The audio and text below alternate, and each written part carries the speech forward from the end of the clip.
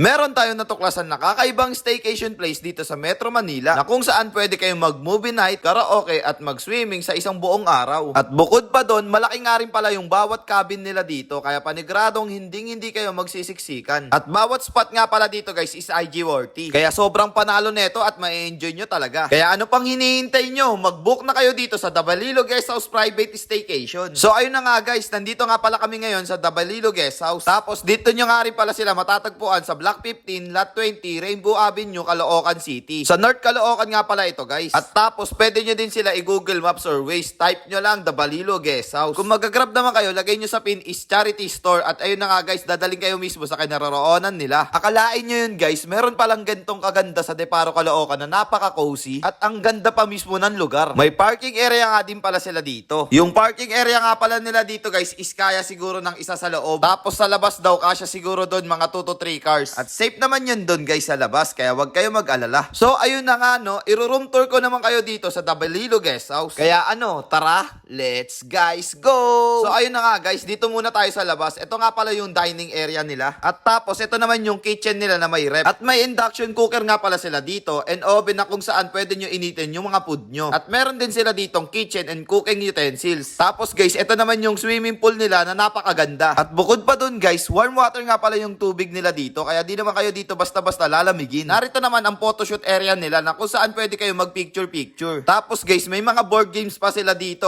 O, di ba? Ang astig. Nandyan na nga din pala mismo yung area na kung saan pwede kayo mag-picnic. At ayun na nga guys, alam ko gusto niya na din ito makita yung glass house cabin nila. So ayun na nga guys, start muna tayo dito sa unang cabin nila. Pagpasok ko pa lang sa loob neto guys, sobrang panalo promise at sobrang bango. Legit na legit guys, sobrang bango dito pagpasok nyo pa lang. Yung amoy, aba, talagang panalo. Pagmamalaki ko to guys. Parang pang 5-star hotel na din kasi. Malaki nga pala yung cabin dito sa cabin 1. I think mas malaki itong una kaysa sa susunod natin papakita. Pero bago ang lahat, ano pa nga ba ang mayroon dito sa loob? May video okay sila dito at TV with Netflix. At syempre, matik yun guys, di mawawala dito yung wifi nila na napakalakas din. May sofa bed sila dito sa baba and sa taas naman may 2 queen size bed. At tapos guys, 5 to 7 packs nga pala yung kasya dito. O di ba? Tapos meron pa, ito yung nakakatuwa dito guys. Di mo akalain na may CR din pala dito sa loob. Provided na nga din pala nila dito guys yung towels. Tapos may hot and cold shower na din. Pero wag nyo pa din kakalimutan na mag-bring pa din kayo ng toiletries. So proceed naman tayo dito guys sa cabin 2. Dito naman guys, medyo feminine yung team niya. And then very classy ng interiors and decoration nila dito. At sobrang maaliwalas nito sa mga mata. May sarili nga din pala sila ditong CR. Malinis, mabango at ang ganda tingnan. Sobrang lambot ng mga kama nila dito guys. Kaya literal na makakapag-relax ka. Ito naman yung cabin 2 na ito is good for 5 packs. Pero pwede naman din kayo dito mag-additional. Pet friendly nga din pala sila dito guys. Kaya pwede nyong dalhin yung aso, pusa, dragon, dinosaur nyo dito. Pinaka-solid dito para sa akin guys is yung movie night dito. Solid to kung kasama mo bebe mo. Pero solid din to kung kasama mo pamilya mo o tropa mo. So ayun na nga guys, hanggang dito na nga lang din po pala tayo. At narito naman ang kanilang page kung balak nyo mag-book. So paano guys, hanggang dito na lang ha. Kung nakukulangan pa kayo sa impormasyon, lalagay ko na lang sa comment section. So again, this is Sajak TV. Thank you for sunshine, thank you for rain, thank you for joy. Ingat, salamat, bye bye, ble!